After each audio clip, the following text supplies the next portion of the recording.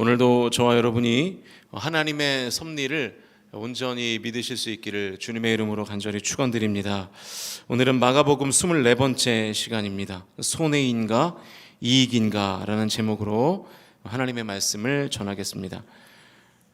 예수님께서 거라사에서 군대 귀신 들린 사람을 살리셨고, 그 군대 귀신을 돼지떼에 몰아넣으셔서 다 익사시키셨죠.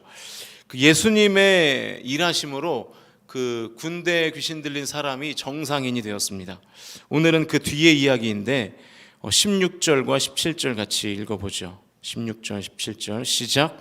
이에 귀신 들렸던 자가 당한 것과 돼지의 일을 본 자들이 그들에게 알림해 그들이 예수께 그 지방에서 떠나시기를 간구하더라. 여러분, 이 장면이 굉장히 아이러니하면서도 안타까운 장면이거든요. 귀신을 쫓아내서 이웃이 살게 됐어요. 귀신 들린 사람이 정상인으로 살게 되었습니다. 기적이 일어난 거잖아요.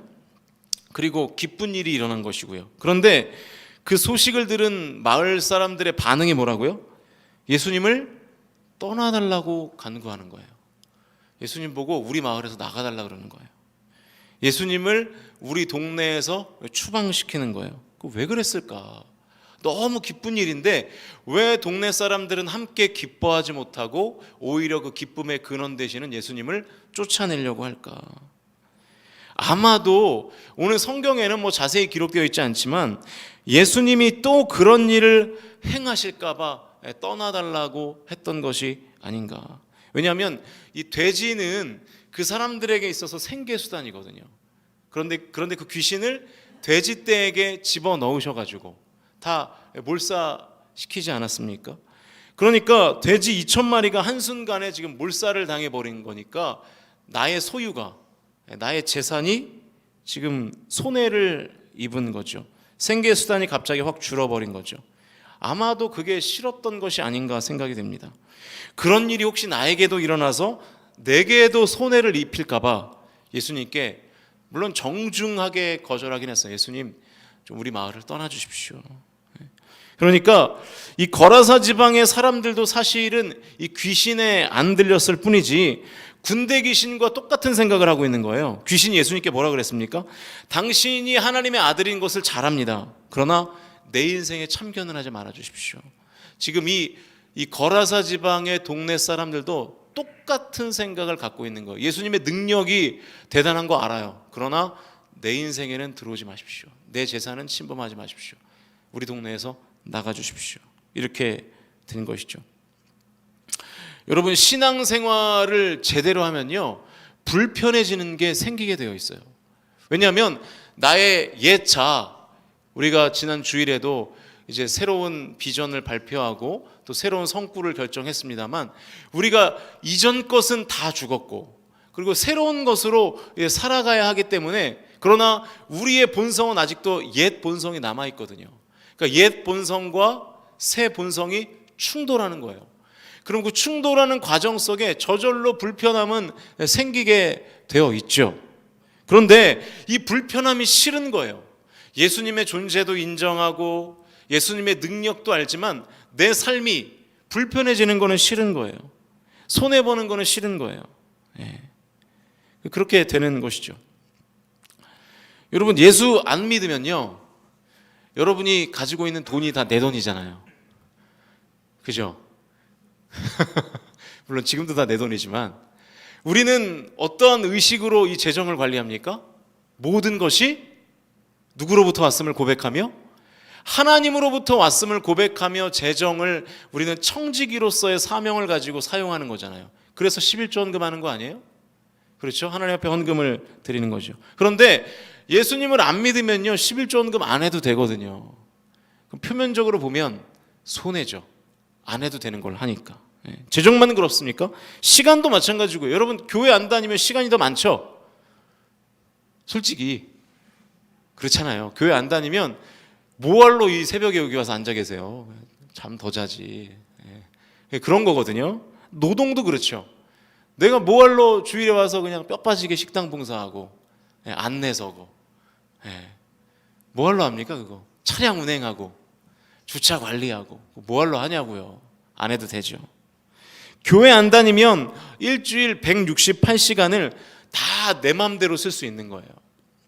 그런데 우리는 어떻습니까? 새벽 예배 드려야죠. 잠도 제대로 못 자죠. 수요 예배 드려야죠. 주일 예배 드려야죠. 게다가 담임 목사는 예배 안 나온다고 닥달하죠. 또 토요일에 교회 나와서 청소해야죠. 표면적으로 보면 다 손해예요.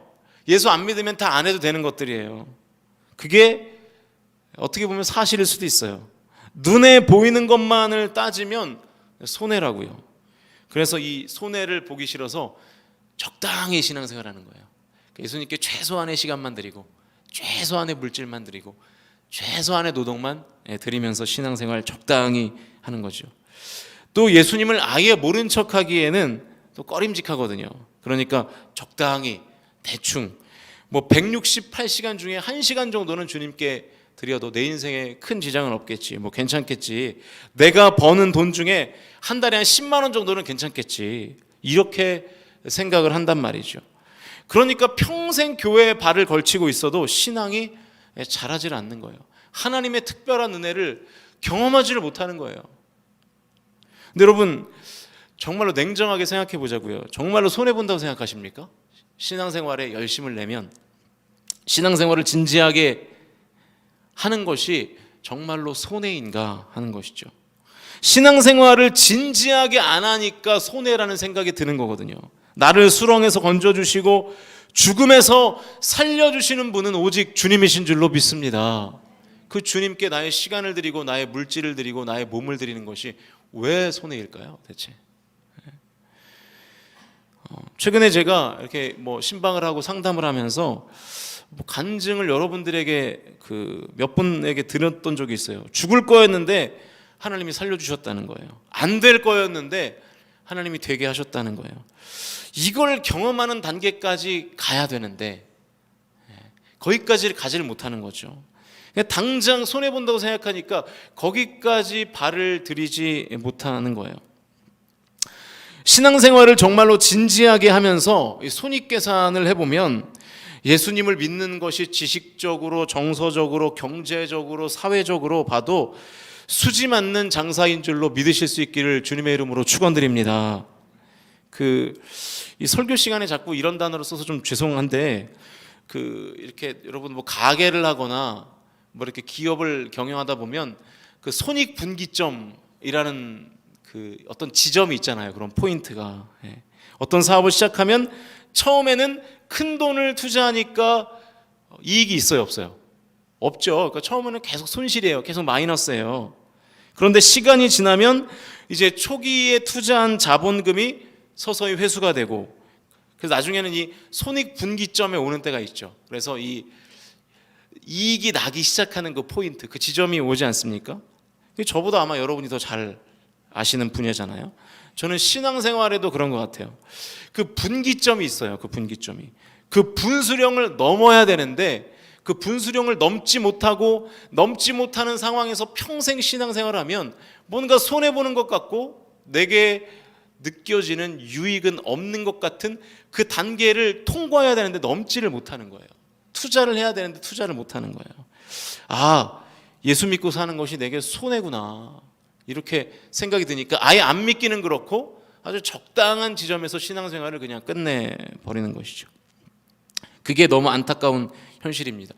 오늘 본문에서 거라사 지방의 사람들도 저는 마찬가지인 것 같아요. 기왕 예수님이 오셨으니까 예수님과 조금 더 생활해보면 어땠을까? 예수님과 조금 더 긴밀한 관계에 들어갔으면 어땠을까? 그러면 더 큰 은혜를 누렸을 텐데. 그런데 거기서 그냥 예수님을 차단하고 떠나달라고 간구했던 것이죠. 예배 가운데 하나님을 만나서 내 얕은 지식을 부수고 내 마음을 깨트리고 내 의지를 굴복시키는 그 계기, 그 순간, 그 모멘텀을 우리가 만나야 되는데 우리가 어느 순간 그걸 아예 기대하지도 않고 거기까지 가려고 시도하지도 않는 것이죠. 오늘 본문에서 이 거라사 지방의 사람들이 이 정상인이 된 동네 이웃의 이야기를 듣고 당장 손해가 났더라도 예수님을 추방하지 않고 조금만 참고 오히려 한 발짝 더 다가갔다면 엄청난 은혜와 기적을 경험했을 겁니다. 사랑하는 성도 여러분, 주님을 거부하시지 않으시기를 주님의 이름으로 간절히 축원드립니다. 그 분기점을 넘어가면 되는데, 그 분수령을 넘어가는 되는데 그때까지만 좀 참고 견디십시오. 그러면 이 폭포수와 같은 하나님의 은혜가 임하게 될 줄로 믿습니다. 저와 여러분이 주님을 막지 말고, 주님을 가두지 말고, 주님을 나의 지식과 나의 경험과 나의 느낌과 나의 감정으로 가두지 마세요. 가두니까 내 인생이 자꾸 쪼그라드는 것입니다. 예수님이 일하시지 않는 거예요. 하나님이 무슨 일을 하시든지 환영하고, 하나님이 나를 어디로 인도하든지 그 인도하심에 순종하면 내가 예상치 못한, 내가 경험하지 못한 하나님의 특별한 은혜를 경험하게 될 줄로 믿습니다. 저와 여러분이 늘 그 일에 힘쓰시고 좀 인내하세요. 좀 견디세요. 예수님이 인도하실 때 좀 끝까지 따라가십시오. 그러면 하나님의 높고 크고 넓은 은혜가 저와 여러분의 삶 가운데 있게 될 줄로 믿으실 수 있기를 주님의 이름으로 간절히 축원드립니다.